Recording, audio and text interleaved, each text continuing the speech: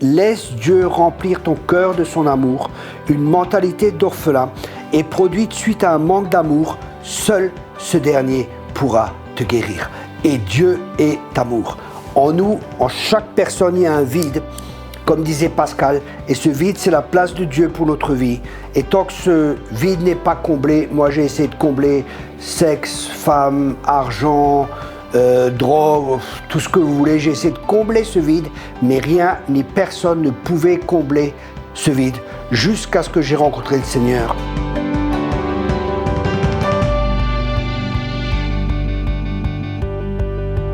Bonjour à tous, merci beaucoup d'être à nouveau sur la chaîne TBN, une chaîne qui bénit le monde francophone. Mon message précédent, c'était le cœur d'orphelin, et maintenant j'aimerais parler sur la mentalité d'un fils. Contrairement à un orphelin, le fils est en sécurité. Contrairement à un orphelin, un fils, il connaît son identité, et l'identité est tellement importante. L'identité, c'est vraiment ce que le diable attaquera toujours. Rappelez-vous, Jésus, il sort du Jourdain, et soudain les cieux s'ouvrirent, et une voix se fit entendre, et elle dit « Celui-ci est mon fils bien-aimé, en qui j'ai mis toute mon affection. » Écoutez bien cela. Jésus, quand le Père lui a dit ça, il avait fait beaucoup de miracles. Il avait ressuscité beaucoup de morts. Il avait guéri beaucoup de malades. Il avait prêché l'évangile dans tout Israël. Non, il n'avait rien fait. Il n'avait rien fait. Parce qu'être un fils, ça ne se mérite pas. Là, nous devons vraiment nous dégager de cette mentalité du monde où on essaie de tout gagner, on essaie de tout mériter. Jésus, il a cru la parole de son Père. Et qu'est-ce qui se passe? L'Esprit de Dieu l'a conduit dans le désert. Et dans le désert, qu'est-ce qui se passe? L'ennemi vient et il le confronte. Il le confronte où? Il le confronte dans deux choses. Premièrement, il confronte, comme il l'a fait avec Ève, la parole de Dieu. Si tu es fils de Dieu, est-ce que tu es vraiment fils de Dieu? Si tu es fils de Dieu, fais que ces pierres se transforment en pain. Jésus, il dit non. En fin de compte, ma version à moi, je dis pas que c'est la parole de Dieu, mais mon interprétation à moi, c'est en fin de compte, tu dis, écoute, moi j'ai rien à prouver, je sais qui je suis. Est-ce que nous avons encore quelque chose à prouver? Est-ce que nous avons besoin de prouver que nous sommes fils? Vous savez, un jour on m'a invité dans une église, j'ai prêché, tout ça tranquillement, et à la fin le pasteur il dit, mais tu pries pas pour les gens? Je dis, écoute, non. Il me dit, mais tu prophétises pas pour les gens? Je dis, non. Il me dit, mais je t'ai invité pour que tu prophétises sur les gens. Je dis, écoute, tout le message était un message prophétique. Et j'ai pas besoin de prophétiser pour prouver quelque chose. Il n'y a pas besoin qu'il y ait des miracles pour prouver quelque chose. Je sais qui je suis et je suis établi dans mon identité. C'est tellement important que nous soyons établis dans notre identité. Elle est en Christ. Christ est devenu tout ce que j'étais pour que je puisse devenir tout ce qu'il est. Mais ça, c'est tout un travail de renouvellement de l'intelligence. Et c'est à nous de le faire avec la parole de Dieu et avec l'aide de l'Esprit de Dieu, d'abattre les forteresses, les raisonnements, les hauteurs, tout ce qui s'oppose à la connaissance de Dieu, remplacer les mensonges par la vérité. Parce que vous connaîtrez la vérité et la vérité vous affranchira ou la vérité vous rendra libre. Et c'est très intéressant parce que cette vérité, c'est pas juste une vérité qu'on sait, mais c'est une vérité qui est devenue une vérité pour nous. Je m'explique ce que je vais partager avec vous. Par exemple, quand je fais de la relation d'aide, je suis en relation d'aide avec quelqu'un, le Saint-Esprit peut me montrer le problème de la personne, mais je ne vais pas lui dire. Pourquoi je ne vais pas lui dire? Tout simplement, ma manière de procéder est la suivante. Je vais poser des questions à cette personne pour que cette personne commence à réfléchir. Et pendant que cette personne réfléchit, je suis convaincu que le Saint-Esprit va la convaincre et amener la vérité parce qu'il est l'esprit de vérité. Et écoutez bien, pourquoi je ne le fais pas? Pourquoi je ne dis pas aux personnes? Peut-être que la personne n'est pas prête à entendre la vérité, émotionnellement ou n'importe. Parce que des fois, il y a des gens qui sont violés, par exemple des femmes qui ont été violées, elles ne sont pas encore prêtes à reconnaître, elles ont pas encore, il y a tout un travail qui doit être fait au préalable. Et en même temps, si je lui dis quelque chose, c'est ma vérité. Mais si le Saint-Esprit convainc cette personne, ça devient sa vérité. Et là, cette vérité, elle va libérer la personne si elle y croit et si elle vit et agit en fonction de cette vérité. Vous comprenez? Il faut de la sagesse. Et je prie très souvent pour la sagesse parce qu'on a besoin de sagesse. Travailler avec les gens, vous savez, aujourd'hui, on voit souvent les gens même malheureusement des ministères, hein, ils n'ont aucune formation. Un médecin, il a besoin d'être formé. Ils ont besoin d'être formés pour s'occuper des corps. Et nous, on s'occupe de l'âme, on s'occupe de l'esprit, on s'occupe des gens. On a besoin de formation. On a besoin d'outils nécessaires. On a besoin du Saint-Esprit. On a besoin de la parole de Dieu, mais on a aussi besoin de formation pour comprendre le fonctionnement, comment l'être humain fonctionne. Et c'est pour ça que je partage ce message sur avoir une mentalité de fils. C'est tellement, tellement important. L'identité, ça fait des années que je forme des disciples et je me rends compte que le problème majeur des êtres humains, le problème majeur de l'homme, c'est l'identité. Qui suis-je? Si tu ne sais pas qui tu es, tu voudras être quelqu'un d'autre. Si tu sais pas qui tu es, le diable te fera croire que tu es quelque chose que tu n'es pas. Rappelez-vous, pour moi, j'ai donné mon témoignage, proxénète, trafiquant de drogue, et en tout ça, mon identité, elle était dans le milieu, j'étais un proxénète. Et ça, c'est aussi le mensonge, par exemple, que le diable fait croire à un homosexuel. Il lui dit, tu es homosexuel. Non, non, c'est pas parce qu'il pratique l'homosexualité qu'il est homosexuel. Vous comprenez? Mais si je suis, je peux pas me changer. C'est impossible. Vous voyez, les mensonges du diable. Le diable, écoutez bien ça, le diable veut qu'on s'identifie au péché, Dieu veut qu'on s'identifie à son Fils. Je répète cela, le diable veut qu'on s'identifie au péché, Dieu veut que l'on s'identifie à son Fils. Un fils, il a la confiance primaire. Ça, c'est la confiance qu'on a des parents, hein, que Dieu a établie comme une protection pour nous. Et cette confiance primaire, elle est brisée, ça aura des conséquences graves dans notre vie. La mentalité d'un fils, il est fidèle. Il est fidèle parce qu'il sait que Dieu l'a mis quelque part, il va être fidèle, il est loyal, il est humble, il n'a rien à prouver, il sait que tout ce qu'il a, tout est grâce, il n'y a aucun mérite, tout est grâce. Hein. Dans le royaume de Dieu, de toute façon, tout est grâce. Qu'est-ce que c'est que la grâce? La grâce, c'est quand Dieu nous donne ce que l'on ne mérite pas. Ça, c'est une des facettes de la grâce. Mais l'autre facette de la grâce, c'est que Dieu nous donne les capacités de vivre comme il veut qu'on vive. Et la grâce est une personne, c'est Christ.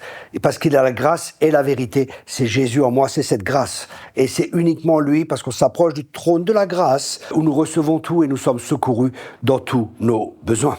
On ne peut pas chasser l'esprit d'orphelin, car il s'agit d'une attitude de cœur. C'est pas un esprit qu'on peut chasser. Hein. J'ai vu des gens qui prient « Esprit d'orphelin, sors !» C'est pas un esprit.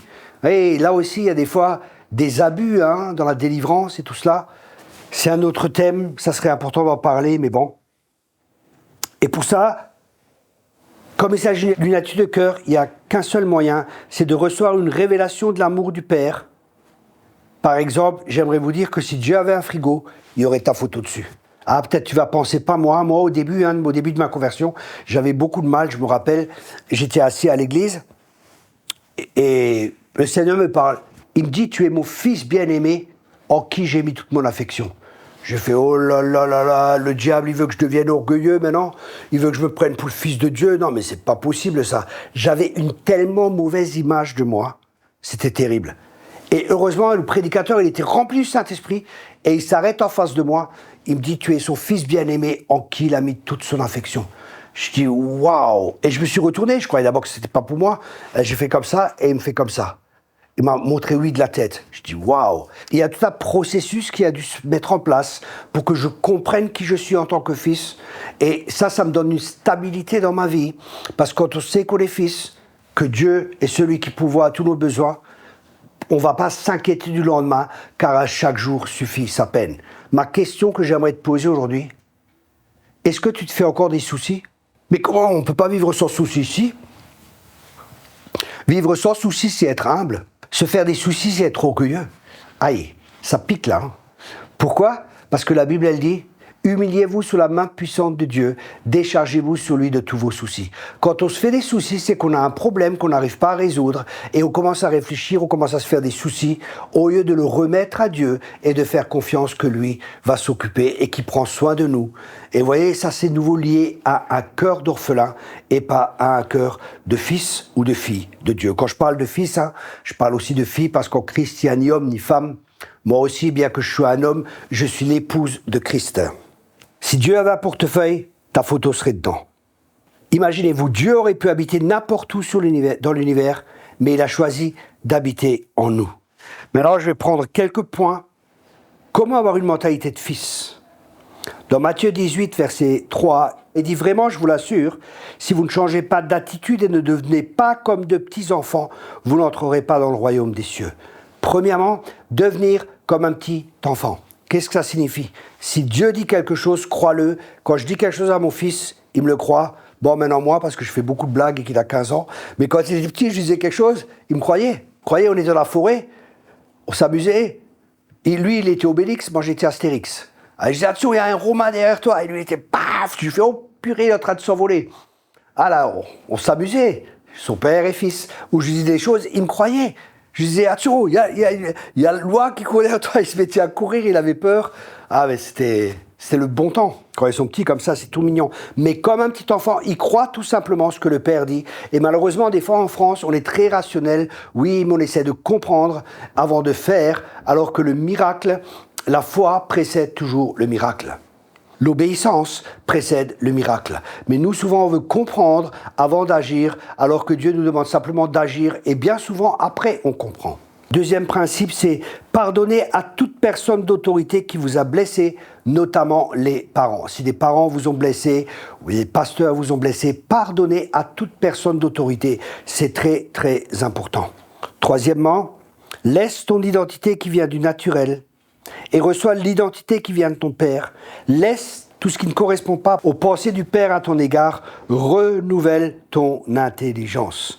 Dans Psaume 45, verset 11, il est dit « Écoute ma fille, vois et prête l'oreille. Oublie ton peuple et la maison de ton Père. Le roi porte ses désirs sur ta beauté. Puisqu'il est ton Seigneur, prosterne-toi devant lui. » Vous vous rappelez Gédéon, Dieu lui dit vaillant héros, il dit ouais mais je viens que de la plus petite famille et ci et ça.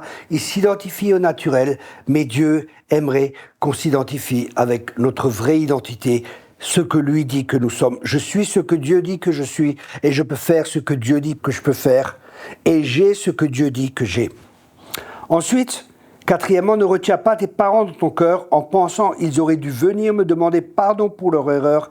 Pardonne, parce que si tu ne pardonnes pas à tes parents, tu auras du mal à recevoir l'amour du Père céleste. Arrange ton passé avec ton Père. C'est très important pour recevoir l'amour du Père céleste.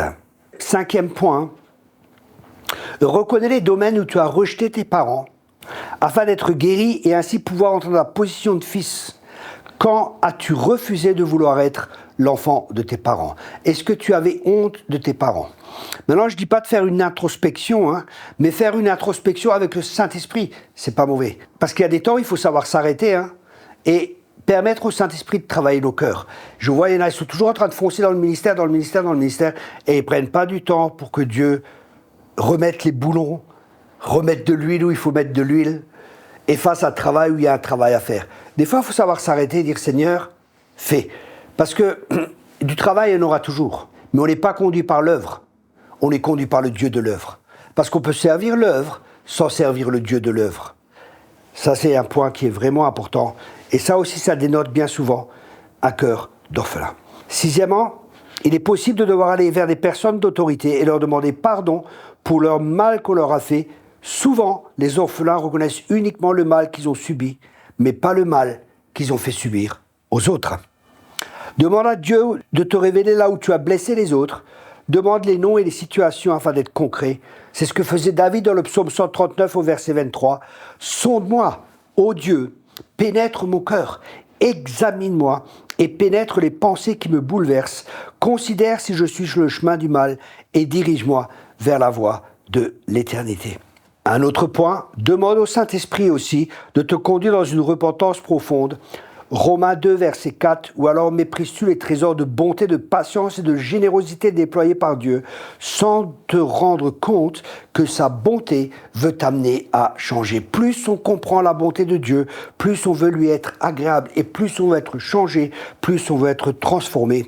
Et enfin, le septième et dernier point pour vous aider à devenir le fils auquel vous êtes appelé, c'est laisse Dieu remplir ton cœur de son amour, une mentalité d'orphelin et produite suite à un manque d'amour, seul ce dernier pourra te guérir.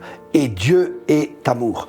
En nous, en chaque personne, il y a un vide, comme disait Pascal, et ce vide, c'est la place de Dieu pour notre vie. Et tant que ce vide n'est pas comblé, moi j'ai essayé de combler sexe, femme, argent, drogue, tout ce que vous voulez, j'ai essayé de combler ce vide, mais rien ni personne ne pouvait combler ce vide jusqu'à ce que j'ai rencontré le Seigneur. Et après, il y a tout un processus qui s'est mis en place. Parce que le but, c'est pas Jésus. Parce que Jésus est le chemin. Et le chemin n'est pas le but. Un chemin doit nous conduire quelque part. Jésus a dit, je suis le chemin, la vérité et la vie. Nul ne vient au Père que par moi. Le but, c'est de connaître le Père, connaître Jésus, bien sûr, et aussi connaître le Saint-Esprit. Voilà, je suis persuadé que ce message vous a béni. Je vous encourage vraiment à le méditer, à le réécouter et à permettre à Dieu de faire un travail profond dans votre vie. Merci beaucoup d'avoir regardé cette émission. Merci beaucoup pour le temps que vous avez investi. Soyez tous abondamment bénis. Au revoir. Merci pour votre fidélité, pour votre suivi qui est régulier. Nous apprécions. TBN est une famille, une grande famille. Merci de liker et de partager autour de vous et à très très vite sur TBN FR.